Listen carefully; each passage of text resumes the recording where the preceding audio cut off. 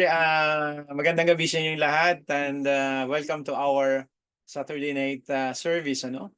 And today is actually 8:30 na, no? Our time tonight is 8:30 Manila time and 9:30 Tokyo time, ano? And July 27, 2024. So, thank you so much for coming and before we start, let's again have a prayer, opening prayer. Sino ang gustong mag-open ng prayer? Si Joel. Joel, ikaw na, tol, para mabilis. Just a brief opening prayer. Joel, nandiyan ka? Okay, tol. Okay. Okay. Good evening, everyone. Good evening, Heavenly Parents.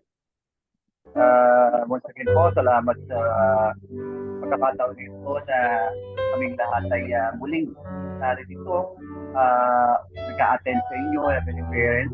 Bigyan niyo po sana kami ng mga kasangkapan o tools na gagamitin namin sa pagkakataong ito, Heavenly Parents, to understand more what we are going to receive from Kuya Ronnie that he wants to share all of us. And Heavenly Parents, tulungan mo po kami na maging, bigyan mo po kami ng confidence, Father, to express ourselves na according to what we're going to learn tonight, Father. Magaya ko po dati, hindi nga ako nahihiya na gumawa ng mga kasalanan ko. Ngayon po na nagtatry kami na gumawa ng mabuti. Sana po, hindi kami mahiya. Hindi po kami magkaroon po kami ng lakas ng loob na gawin ito. Hindi nahihiya o nag-aalam na. Sa topic po today, Heavenly Parents, about the significance of sacrifices. Heavenly Parents, napakahalaga po. Tutulong po sa amin ang kahalagaan ng sakripisyo. Ito po kasi ang ibig sabihin na nagsisimula na mag-mature ang aming pagkatao, spirito, because we are willing to, if we are willing to sacrifice for others, especially to our family or for others. So, po napakahalaga sa isang buhay ng isang tao. So, ipaintindi niyo po sa amin ito ngayong gabi, Heavenly Parents. And once again, this I pray humbly in my name, Jose Ariel Tito Santos, Blessed for family. Amen. Amen. Okay, thank you so much, Joel. And now we're going to start, ano? Para hindi tayo masyadong gabihin. Actually, ang topic natin ngayon is about the significance of sacrifices in our life. Ano ba yung importansya, no? Na bakit ba sinasabi sa Biblia, no, na about sacrifices? Bakit tayo tinuturuan? Na sabi sa Biblia, kung makikita natin, nasa pamamagitan ng sacrifices lamang natin makikita ang tunay na daan, ano, patungo sa kaligtasan. Kaya ito yung pag-aaralan natin ngayon. And then, pakikita natin dito, according kay True Parents, saan niya inihalin tulad ang tao. Kung saan niya inihalin tulad, napakaganda actually ng pagkakahalin tulad niya rito. So please, bear with me to start our discussion for tonight. Okay?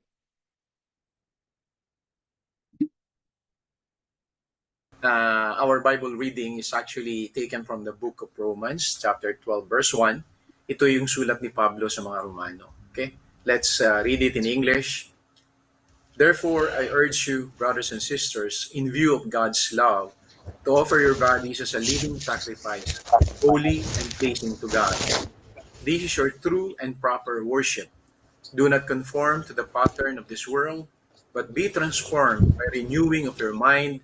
Then you will be able to test and approve what God's will is, His good, pleasing, and perfect will. At sa Tagalog naman, kaya nga mga kapatid, alang-alang sa masaganang pag-ibig ng Diyos sa atin, ako'y nakikiusap sa inyo na ialay ninyo ang inyong sarili bilang isang handog na buhay, banal at kalugod-lugod sa Diyos. Ito ang karapat-dapat na pagsamba ninyo sa Diyos. Huwag kayong makiayon sa takbo ng mundong ito. Sa halip, hayaan ninyong baguhin ng Diyos ang inyong pag-isip upang maunawaan ninyo ang kanyang kalooban. Sa gayon, magagawa ninyo kung ano ang mabuti, kalugod-lugod at ganap na kalooban ng Diyos. Ito yung sulat ni Pablo sa mga Romano. No? At anong ibig sabihin na to nitong verse na to? Diba sabi rito, ang tunay na at kalugod-lugod na pagsamba natin sa Diyos ay yung pagbibigay ng ating sarili, na banal. At ito yung kalugod-lugod sa Kanya. So, ano ba ibig sabihin ng pagbibigay siya ng buhay, ng ating sarili, bilang handog sa Diyos? Ito ang tatalakayin natin ngayong gabi.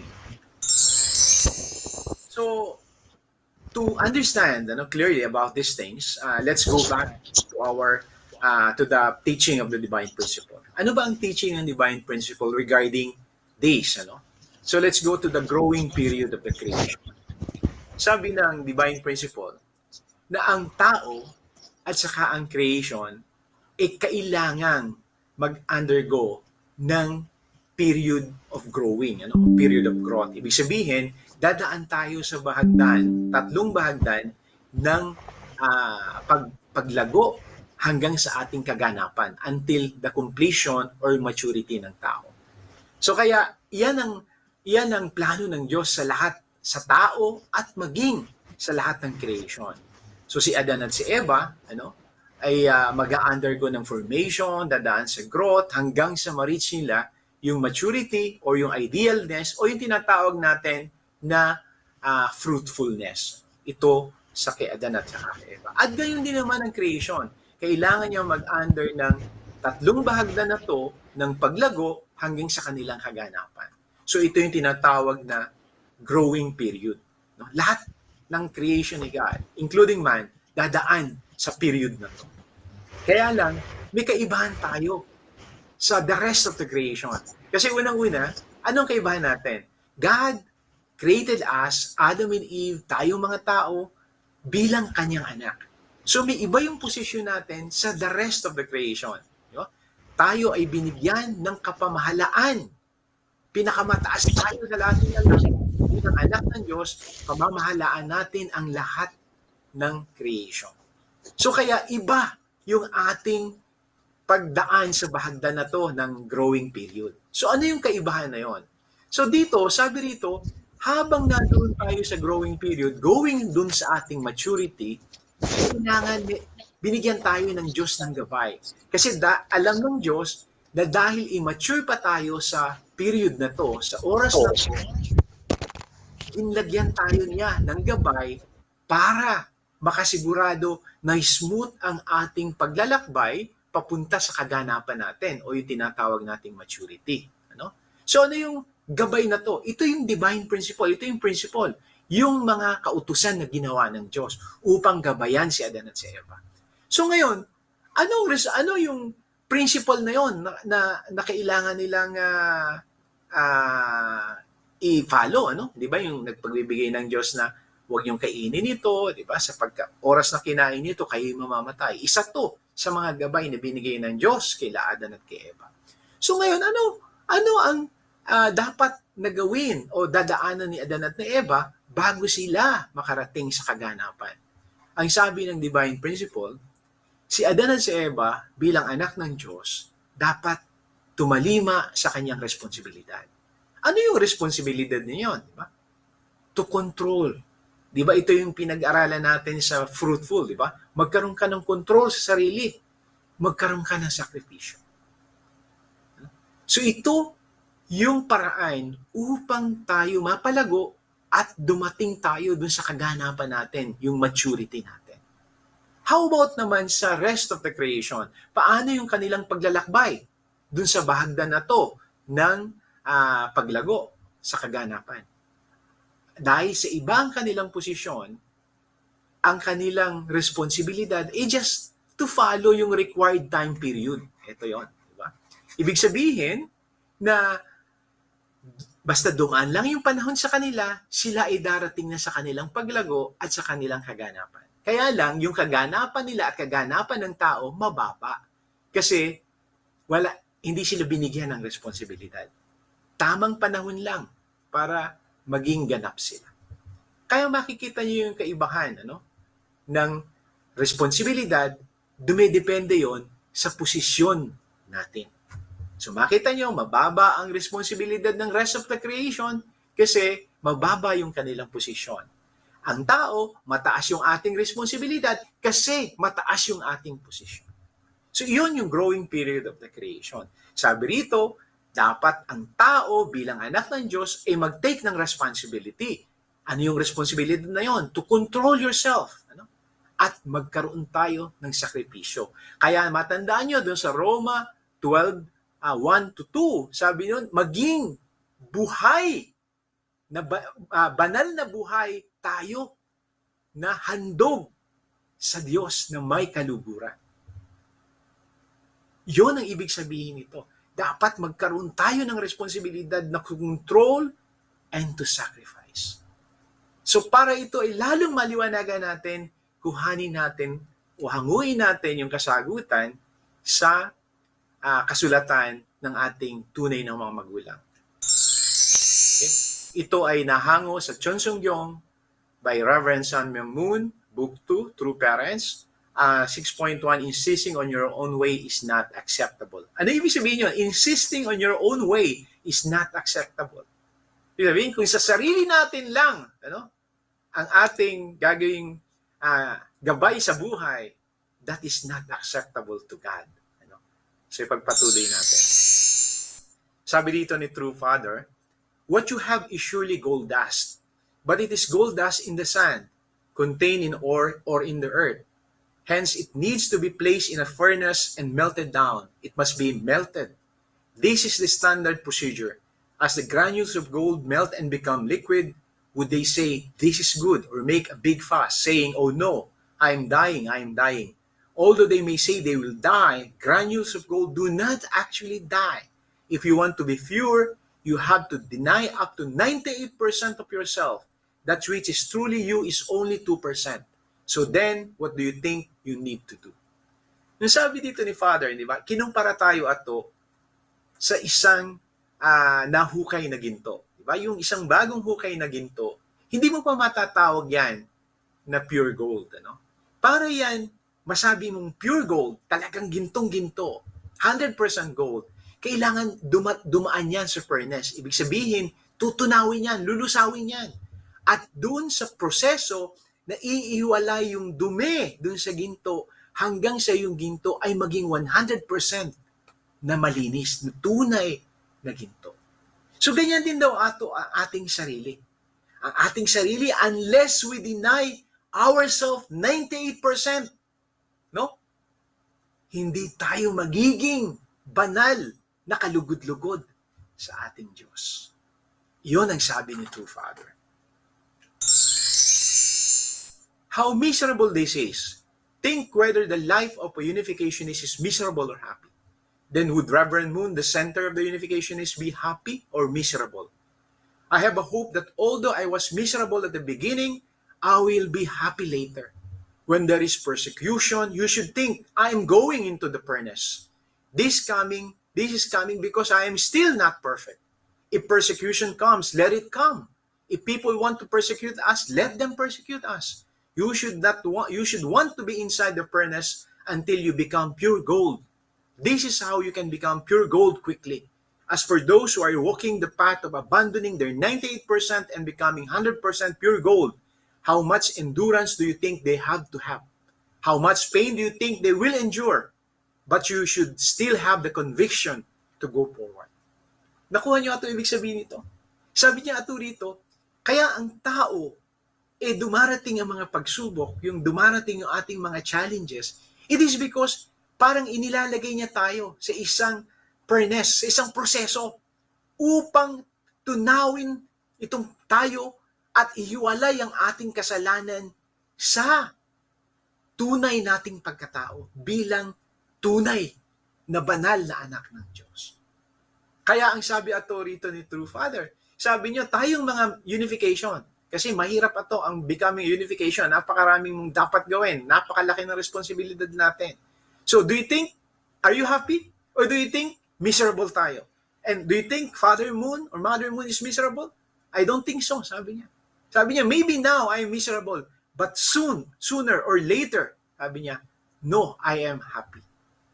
Kasi ato talagang gano'n eh. Ang isang ginto raw ato, habang nasa furnace siya, habang tinutunaw, kung titingnan mo, akala mo, pinapatay sila. But no, they are being purified upang makuha na niya yung tunay na 100% na pagkaginto. Ganyan din ato ang tao. Kung tayo ato ay dumadaan sa pagkontrol sa ating sarili na nagsasakripisyo tayo, it's like we are burning din sa furnace. Anong layunin? Upang tayo masala sa kasalanan at upang maging tunay na 100% tayong banal na kalugod-lugod sa Diyos. Kaya sabi rito ni Father, yes, sabi niya, while you are in the furnace, while you are being persecuted, while you are being challenged, talagang, sabi niya, there are pains. Marami, mahirap. May mga sakit tayo kung ano-ano mayan. But if you will endure, kung kayo ay makapagtitiis, makakapagtiyaga to control yourself, sabi niya, yan ato ang magiging katuparan ng pagiging 100% natin na maging parang 100% na ginto. Okay? Even if the people of the world evaluate you as 100% pure gold, the question is whether you will be 100% when God picks you up with the tweezers and evaluation. This is my worry. God has His view of 100% pure gold, and I have my suggestion for 100% pure gold. Between the two, I want my 100% to be greater. How about that? I want my claim to be greater. Then there should be no impurity, no insisting upon your own way. Does not God insist on His own way? Yes, God insists on His own way. God also has a nature to insist on His own way. In order to be purer, we should not insist on having our own way. Then we will be 100% pure gold and be at the standard higher than the pure gold evaluated by God. We can think this way. If we are totally and eternally free from mind of self-insistence, which thinks of the self as a center, we can be something that is more than 100% pure. This is actually what Father is talking. Sabi ni Father, si God, meron siyang standard na 100% pure gold. Sabi niya, I have my 100% standard of pure gold. Sabi niya. Ang tinuturo niya sa atin is to surpass ato yung 100% na inilagay ng Diyos bilang guideline sa atin. For what purpose? Kaya kung tutusin, di ba, even at the time of Jesus Christ, sinabi niya, di ba, sa time pala ni Moses, huwag kang papatay at the time. Pero nung dumating si Kristo, tumingin ka lang ng merong galit sa iyong kapatid na babae o lalaki, that is already murder. Tinataas niya upang sa gayon ato, na kung hindi man natin ma-reach yung highest na yon, but still, to the standard of God, we pass that standard. That is the purpose of True Father. Like for example ngayon, ang katuruan ni True Father, sabi niya, kung sa pagtingin, nakakapagkasala ka, huwag ka nang tumingin. For example, kung tingin mo, di ba ang sabi sa Biblia, kunyari tumingin ka na isang hubot-hubad, di ba? Tapos, nagkaroon ka ng pagnanasa, yun ang kasalanan. Di ba? So, ibig sabihin, kung tumitingin ka na walang pagnanasa, hindi kasalanan yon. Ang sabi rito ni True Father, para hindi ka magkasala, taasan mo pa yung standard mo. Kung alam mong may tendency ka na magkasala, huwag ka nang tumingin. Bakit mo pa i-challenge sa sarili mo na tumingin? Yun na to ang ibig sabihin ni True Father. Gusto niya talagang taasan pa yung ating standard. More than the standard that God had given to us. For what purpose? Para mas makasigurado tayo na we could pass the standard of God. Yun na to ang standard ni True Father, ni True Parents. Kaya sabi rito, if we will only think of the way we have, kung yung sa ating pananaw lang, sa ating standard lang, ang katanungan doon, do you think you can pass the standard of God? Imaginein mo, in our way of life, sabi nga, di ba, yung pass na ating pagtuturo, in a day, how many minutes where you dedicate your time for God? Or in a week, how many hours did you dedicate your time to God? Or in 1 year, how many times did you dedicate your time to God? So makikita natin na to, kung isa sa alang-alang lang natin ang ating kaligtasan or ang ating yung pagiging banal in the eyes of God, sa ating standard lang, we cannot pass the standard of God. That's why ang sabi ni True Father, if you want to pass o surpass the standard of God, you must aim higher than that. Kung ang sabi ni Kristo, pag tumingin ka ng mayroong pagnanasa sa iyong kapatid na babae o lalaki, kasalanan yon. Ang sabi ni True Father, huwag mo nang i-attempt na tumingin. Kung ito lang din yung makapagkakasala sa iyo. This is the standard of our true parents. In order for us to be assured that we could pass the standard of God. What is pure gold? It refers to its original form without any impurity whatsoever. Actually, ganyan na to ang pananaw ng Diyos atin. No? Nung hindi pa nagkakasala ang tao, we are like pure gold. Walang impurity. When you say 100% pure gold, walang impurity. Talagang pure na pure yan. And we are like that nung hindi pa nagkakasala si Adan at si Eva. That is the original form of Adam and Eve. No? To meet the standard of pure gold, a nation must be a place where the people live enraptured in love, without any self-centeredness for hundreds and thousands of years. Those who possess such love are like a great queen or king. I am telling you to be such a wife or husband. When you become pure gold this way, do you need God? God is already contained within you. You will not need Him. You should be such people. Sabi niya, if you come back and become 100% pure gold, Father, ask us, do you think you need God? You don't need God. Why? Hindi sabihin hindi natin kailangan yan. Because God is within you already. Di ba? Yun naman yung sinasabi sa Biblia at sinasabi dun sa ating pag-aaral. Na kung ikaw ay naging anak na ng Diyos, ang Diyos ay nasa sa iyo na. Tumatahan sa iyo. You become the dwelling and temple of God. So sabi nga ni Kristo, you're thinking what you do, sabi niya, is God's works. Okay?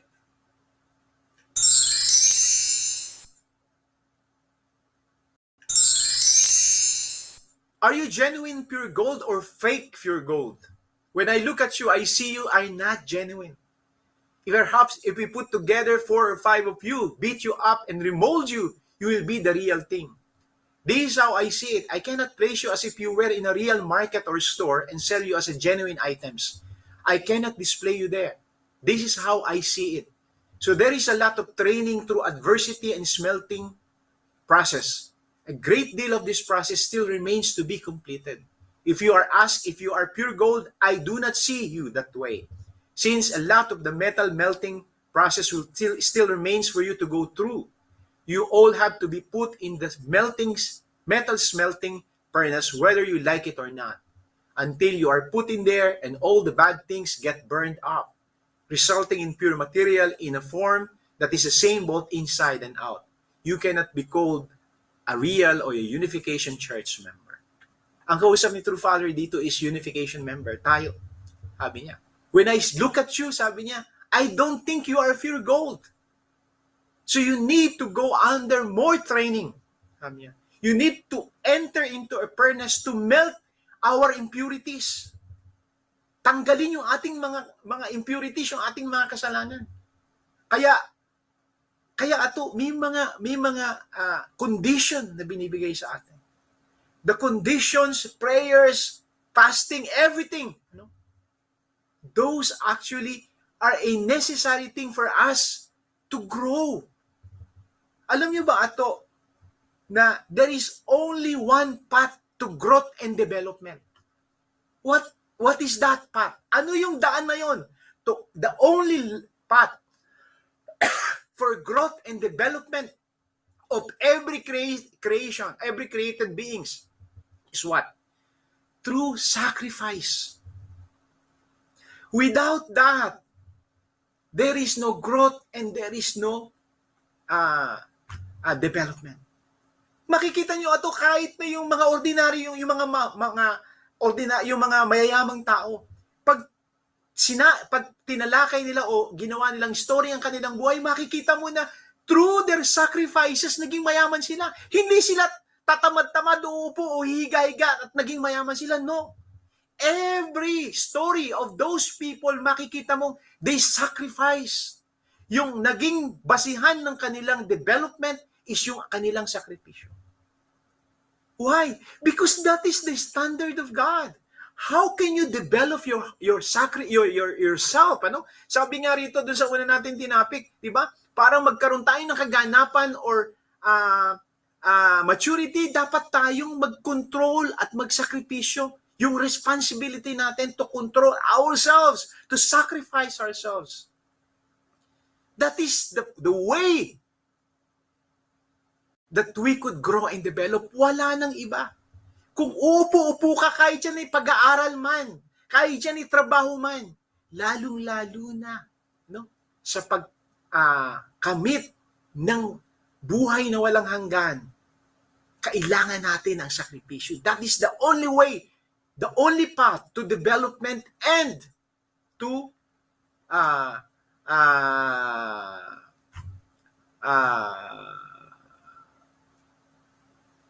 completion or perfection. Kaya, dapat nato natin malaman yan. Kahit saang larangan, yan lang ato. Hindi ka magde-develop.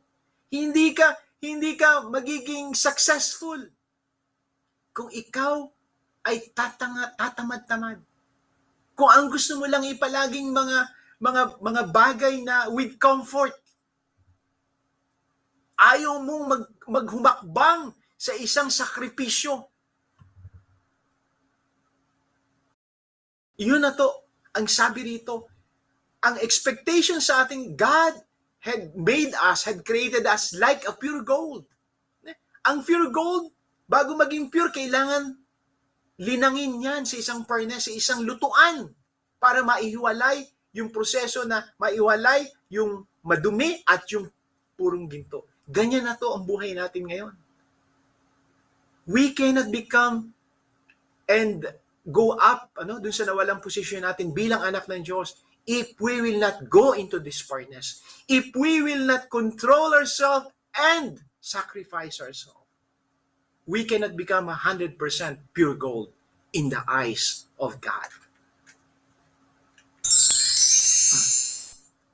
We need a device to measure the time period, the moment, and the time for calibrating ourselves. We should set this in accordance with the standard clock. Scales also have an absolute standard measurement, of which there is only one in the world. There is only one standard measurement of 1 meter, not 2 standard. Then do you think there was originally a standard for the calibration of humankind or not? Are you a person whose current arbitrary standard naturally fits in the absolute human standard through a zero calibration? Or are you a person that does not fit or even by force?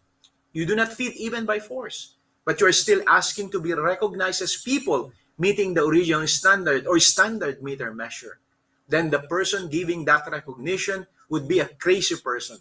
That kind of person should be smacked on the head. God will say, "You fool! He looks that way and you are approving him. He should be rejected and chastised. Yet you are going to sympathize with and help him." Among the blessed families today, there are many who respect the word family and yet ignore the essential nature of the family. Nakuha niyo ito, ibig sabihin nito? Sabi niya, in our world today, sabi niya ganyan, there are many calibrating measures, ano? But do you think, sabi niya, sabi niya, originally, sabi niya, we have an original meter, measurement. Sabi niya, ibig sabihin yung pag-measure ni God sa tao, sa standard ng tao. Yes, there is, sabi niya gano'n. Ang problema daw natin ngayon, dito sa ating sanlibutan, maraming tao ang nagbibigay ng measurement. And after giving that measurement, they will what? They will, i-appreciate sila, itatanghal sila sa isang karangalan, di ba? But actually, sabihin daw sa ni God, you are a fool. Sabi niya ganyan. Yung standard kasi ato ng sanlibutan ay mababa. Ano? Yung kind of measurement ng sanlibutan ay mababa. Kaya nga sabi rito ni True Father, even sa ating blessed members, sabi niya ganyan, there are many blessed members, there are many who respect the word family. Ibig sabihin, we believe in the importance of the family. We believe in the significance and the responsibility of family. But in the essential nature, but they ignore the essential nature of the family. Ibig sabihin, hindi naman nila ginagawa. Hindi nila sinasasabuhay. Ganyan na to. Ang sanlibutan natin. Kaya ano yung sabi niya? Insisting in your own way. Doon sa una, cannot give us cannot give us perfection.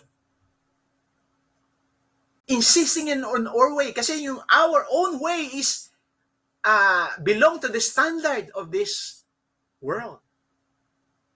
So mababa.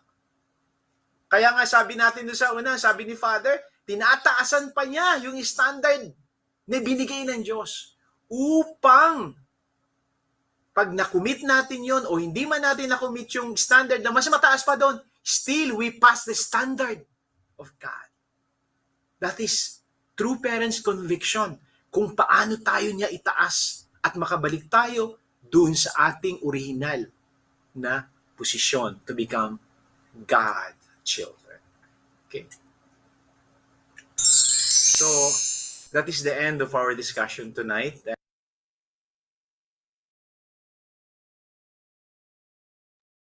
Okay. Thank you so much. Nawaan ba ninyo ang topic natin for tonight? Actually, our true parents actually compared us, yung mga tao, nung hindi pa tayo nagkakasala, bilang as pure gold. Kasi ang characteristic when you say pure gold, meaning wala siyang impurities. Nasala na siya for how many times para kabuo ng pure gold. Ganyan ang tao nung wala pa tayong kasalanan. Wala tayong mga impurities. But after na magkasala ang tao, after na we follow Satan, nagkaroon na tayo ng napakaraming impurities. Kaya ano ang paraan para makabalik tayo doon sa pure gold? Anong sabi ni True Parents? Ang sabi ni True Parents, you must go again into a furnace, to a melting furnace. Ibig sabihin, dadaan ulit tayo sa proseso ng paghihiwalay ng impurities para makabalik tayo dun sa original na pure gold na position natin. Ganyan ang sakripisyo. That's why marami tayong, ang sabi sa Biblia, na ang path to salvation is the way of sacrifices. Wala nang iba. Di ba sabi natin kanina, the only path to development o to success is actually sacrifice. Yan yung the only way. Walang naging successful na kahit na sa larangan na lang ng for example ng kaalaman yung sa talino, di ba? Sa pag-aaral. Hindi ka magiging successful kung hindi ka nagsakripisyo. At doon naman, for example, sa kayamanan, hindi ka magiging mayaman kung ikaw tutulog-tulog, hindi ka nagsasakripisyo sa pang-araw-araw na para maabot mo yung success na. So that is the only way. Kahit sabihin natin sa ordinaryong larangan, sa ating mundo. Ang para kayo magkaroon ng success is the way of sacrifice. Lalong-lalo na if we are talking to salvation.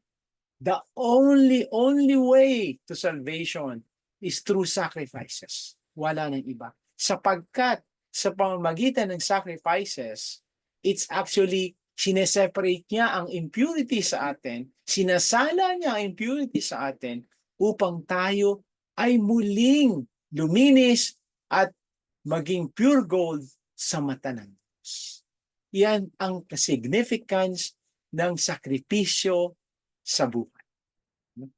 Pag wala iyan, we cannot be separated from impurities. Yung mga tao na nabubuhay sa comfort, yung mga nabubuhay sa karangyaan, yun yung mga tao na napakalayo sa kaligtasan. Sapagkat, di ba, kung nakita nyo yung parabola sa Biblia, na isang napakayamang merchant na lumapit kay Kristo, natandaan nyo yun?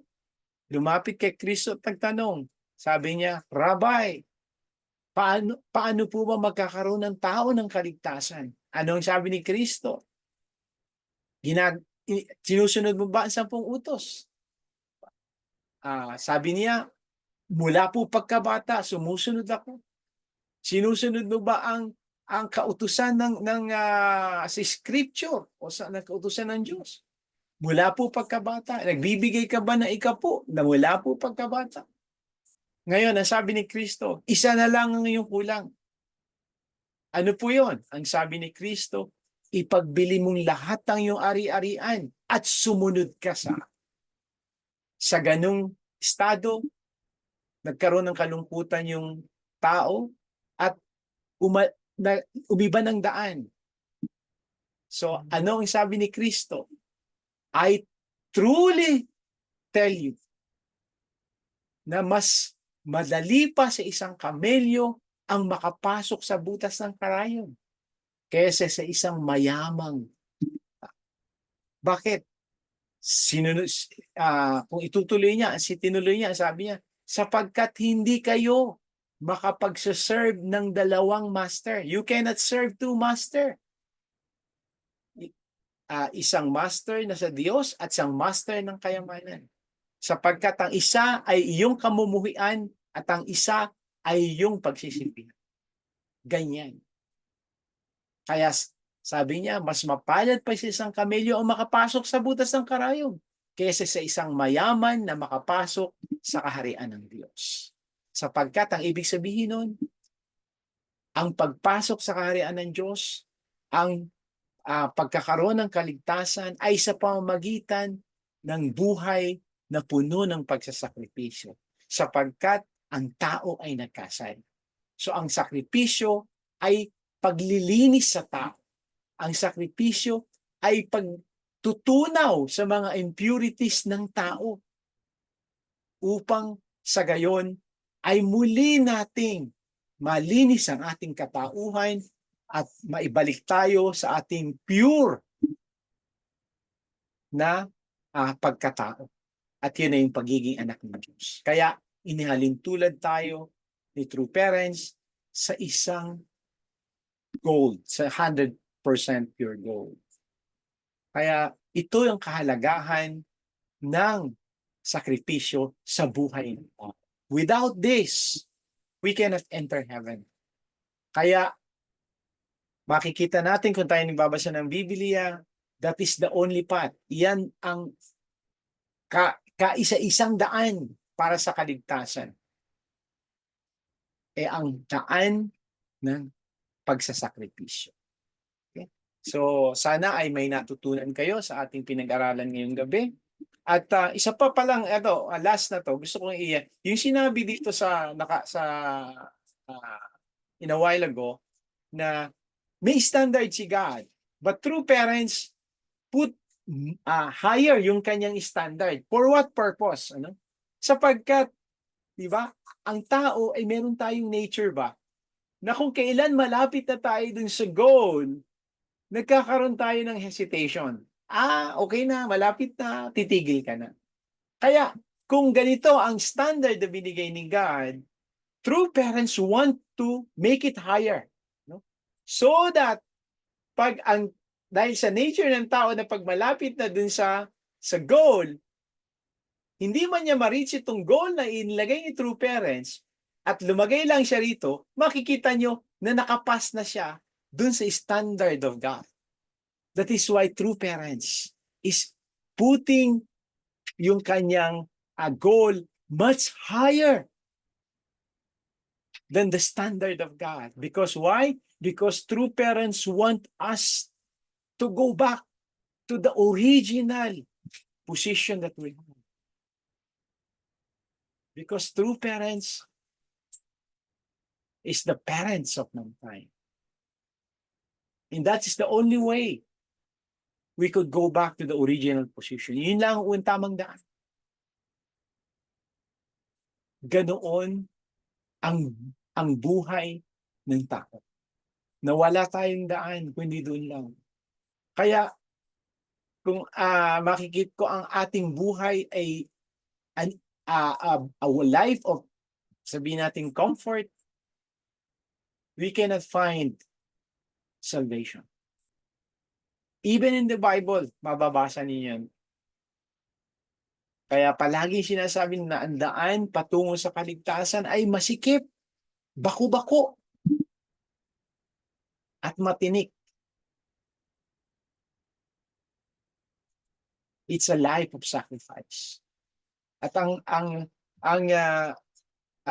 essence ng ato ine, it's a life of sacrifice. Hindi it's a year of sacrifice. Tapos the next year okay na. It's a 2 years of sacrifice and the third year okay ka na. No. Sapagkat ang pagkakasala ng tao upang makabalik tayo sa orihinal na ating kinalalagyan, it's a lifetime sacrifice. So, this end our discussion for tonight, and I hope na may natutunan kayo sa ating discussion. And I will stop our sharing para magkaroon tayo ng reflection. Okay? So please open up your camera and then let's have some reflection, or if you have a question or something to add, please do so. Okay? Please open up yung yung inyong camera para magkita-kita naman tayo.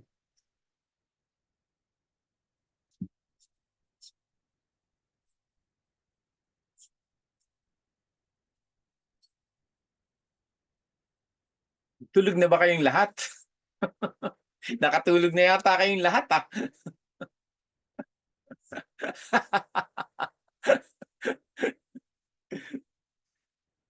Okay? So, open kayo. Huwag kayong mahiya. Sandali na lang. 1 oras lang tayo. Kaya kita nyo, meron pa tayong 10 minutes or 12 minutes pa yata. Okay. Sige. Ato. Naku, iayos mo ang pagdadrive mo. Huwag kang baka ikaw ay madisgrasya. Okay lang. Okay. Sino unahin natin mag-reflect ngayon? Si Bea. Bea, Ine. Ikaw ang una mag-reflect. Ano ba natutunan mo ngayong gabing ito? Very simple but somehow makikita natin yung pagkukumpara, comparison to become it's a pure gold at saka sa tao. Ano ang Ine na reflect mo doon? Na kapag po gusto po natin na magbago po tayo, na mag-mature po tayo, na mag-develop po yung character natin, kailangan po natin mag-sacrifice. Hindi po pwedeng nasa, lang po tayo, laging nasa comfort zone. Kailangan po nating gumawa ng changes sa buhay natin kasi wala naman pong mangyayari kung stay lang po tayo as is. Din po. Very good, Ine. Actually, that's the point. Kaya nga sabi natin kanina, ang tanging daan, sa success and development, kahit hindi lang sa kaligtasan, kahit sabihin natin sa larangan ng business, kung para magkaroon ka ng pera, kahit sa larangan ng talino, para maging successful ka sa larangan na yon, dapat lang sakripisyo. Kaya yun ang susi sa success. Lalong-lalo na kung ang pag-uusapan natin ay kaligtasan. Iyan ang susi sa kaligtasan. Ang buhay na puno ng sakripisyo. Dahil sa pamamagitan nun ay lilinangin ang ating sarili. Lilinangin yon ang ating pagkatao hanggang sa masala lahat ang ating impurities at maging parang pure gold tayo. Iyan ang kahalagahan ng sakripisyo sa ating buhay.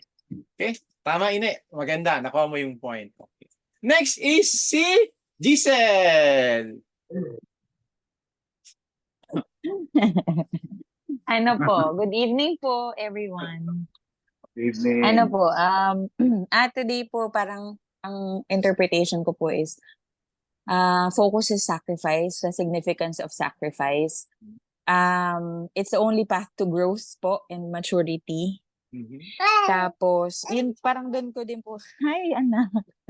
Yung pong na-realize ko na kailangan talaga ng challenges kasi po, ang challenges po ang nagpo-push sa ating mag-sacrifice. Yes. Parang kung wala pong challenge, wala po tayong sacrifice. So, hindi po tayo mag-grow, ganyan. Yes.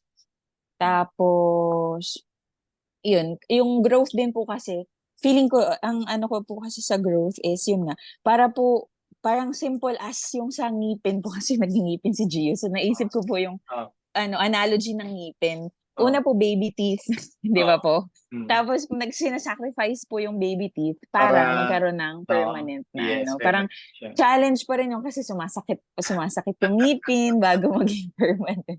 So, medyo mababaw po yung comparison today. Pero, yun, nagets ko naman dito na, yun nga, yung challenges, hindi lang naman siya pagpahirap sa atin. Parang madami din siyang tinuturo, like yung sacrifice nga din po. Tapos, in the long run, kaya lang dito mahirap din po kasi ma-realize yung lesson kapag andun ka pa mismo sa problem, sa challenge. Parang, Kaya nga, tama honestly, yun. Tama yun. nare-realize ko lang po yung lesson pag After, nalagpasan ko. Pero kaya, Ine, dapat may mga pag-aaral ka. Kaya nga tayo tinuturuan na mag-aral ng salita ng Diyos to be ready. At least hindi pa ganun ka-ready ka dahil iba yung actual, ano? Pero at least meron kang principle. Kaya nga principle ang salita ng Diyos. Ibig sabihin ng principle is may kaalaman ka kasi iba yung actual. Pero at least that is preparation, di ba? That is a preparation for you. May parang may pinanghahawakan ka na ngayon. Yes. Tito Kahit na. naman sa trabaho, di ba? Ganyan. Unang trabaho mo, wala kang experience. Pero meron kang kaalaman, may principle ka. At yun ang magbibigay sa iyo ng tamang experience. Yun. Ayun, yung tito po. Doon papasok naman ang kahalagahan ng pag-aaral ng salita ng Diyos para mag-mature ka. Yun. Okay? So, that's good. Okay, tama ini yun. Kaya, yun ang kahalagahan ng sakit. Actually, tama ka rin. Sumisilip! Tama ka rin na yung challenges, yun ang nakapagbibigay sa atin ng chance to sacrifice. But sometimes, not only the challenges, as you yourself, by loving, by yung controlling, those are sacrifices. Yung control, mag-control ka ng yung mga bagay na masasarap sa physical na katawan, pero masama naman sa espiritu. Di ba? Yung mga ganon.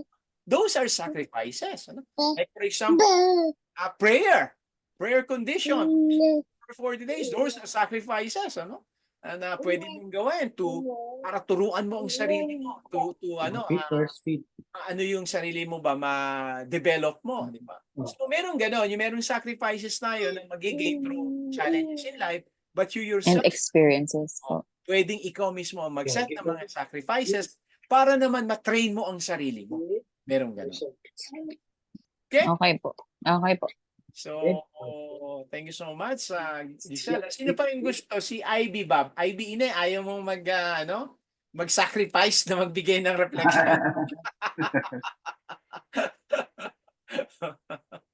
Or si Joy. Try mo nga si Joy. Joy, Ine, mag-sacrifice ka, magbigay ka reflection. Joy. Try mo nga, Ine. Okay? So anyway, okay lang naman ako nahihiya kayo. Ay, si Joy nag-open. Okay, mag-open yata. Ine, good evening. Wala. Ine, Ayun. Good evening po. okay, yun. Yun. Okay. Narinig ko na boses ni Joy. Joy, Ine, ano natin? Ano ang masasabi mo sa ating topic for tonight? Yun lang din po about din po sa sinabi ni Ate Giselle na yung pagkakaroon po ng mga sacrifice and mga problem po. Doon po talaga nagsisimula yung magsakripisyo ka. Hmm. Paunti-unti po. Oo, tama. Para ma-solve mo yung problema mo, di ba? Kung tutuusin, ano? Tama yun, tama yun. Tama. Sakripisyo para sa pamilya nga Oh, naman. sakripisyo, no? Ay, for example, may problem kayo may challenge kayo sa pera, no? Ang gagawin ng magulang, titipirin mo ang sarili mo para gamitin mo sa iyong mga anak. Okay, that is sacrifice, ano? Kaya nga tama kayo ina. May sakripisyo na nagmumula sa challenges sa buhay, sa problema sa buhay. Pero pwede rin tayo mismo ang gumawa ng sarili nating sakripisyo. Like for example, yung mga sakripisyo na pwedeng gawin natin na pagkontrol sa sarili. For example, di ba? Yung pagbibigay natin ng paglilingkod sa Diyos. Ang paglilingkod sa Diyos is sakripisyo yan. Kagaya ng ginagawa ninyo, di ba? Actually, you are sacrificing your time. Those are part of the sacrifices ng buhay, no? Correct. Kung kunyari every day nagpe-pray kayo, every day nagbibigay kunyari nagbabasa kayo ng salita ng Diyos. Those are sacrifice. Kasi tinuturuan niyo ang inyong sarili. Dinidisiplina niyo ang inyong sarili. Yun yung sakripisyo. Okay. So that's good. Okay, at least nakuha niyo, no? Iyan at ato ine ang significance ng sakripisyo sa buhay. Sapagkat sa pamamagitan ng sakripisyo, tayo ay mag-grow, tayo ay magde-develop. At kung larangan naman ng kaligtasan, o kung ang pag-usapan natin ay kaligtasan, iyan ang makapagbibigay sa atin ng daan para sa kaligtasan. Okay. So thank you so much sa inyong pakikinig at sana merong uli kayong napulot na pwede niyo magamit sa inyong pang-araw-araw na buhay, ano? Tandaan natin, ang buhay natin dito sa lupa ay ay paghahanda. Kaya dapat nating tandaan na pag paghahanda ang ating buhay, dapat wag nating sayangin sa mga bagay na hindi angkop sa paghahanda, no? Kaya sabi natin ngayon, the only path is sacrifice. Ang layunin ng sakripisyo ay para palaguin ang ating sarili, para linisin ang ating sarili. Ano? Upang mabalik tayo dun sa ating pagiging pure gold sa mata ng Diyos. Okay? So thank you so much again for your coming tonight and then please join me in prayer. Okay? Good evening, our most beloved Heavenly Parents and true parents of all mankind. Heavenly Parents, thank you so much for every time, Father, that you have given us your love, for giving us your wisdom. And we understand, Father, that this wisdom become our strength in order to face the problem and challenges in our lives. And tonight, Father, we have learned the significance of sacrifices in our lives. And we pray, Father, that we could truly understand the meaning of this and we could be able, Father, to practice this in our daily lives. Because there is no way, Father, other than this for us to receive salvation. And sana po ay biyayaan nyo ang mga pamilyang naririto sa gabing ito. Patnubayan nyo po sila at sana po ay patuloy nyo kaming bigyan ng pagkakataon na kami ay magkatipon at magkaisa sa pakikinig at pag-aaral ng inyong salita. At muli po ay amin pong hiningi sa inyo na bigyan niyo pa kami ng pagkakataon sa mga susunod ng araw ng aming buhay at upang patuloy naming mapalago ang aming espiritu, ang aming sarili at makasunod po kami sa tinadhana ninyo na layunin namin sa aming buhay. Ito po ay dinadalangin ko at pinasasalamat sa pangalan ni Jesucristo at ng aming tunay na magulang. Amen. Amen. Okay? Amen. Thank you so much sa inyong lahat. Thank you. Bye-bye po. Ted, Good Erwin, night. Ted, Thank Joy, you. Bea, Blessed Heidi, night. June. God One bless you. blessed night, everyone. Bye-bye. Bye-bye po.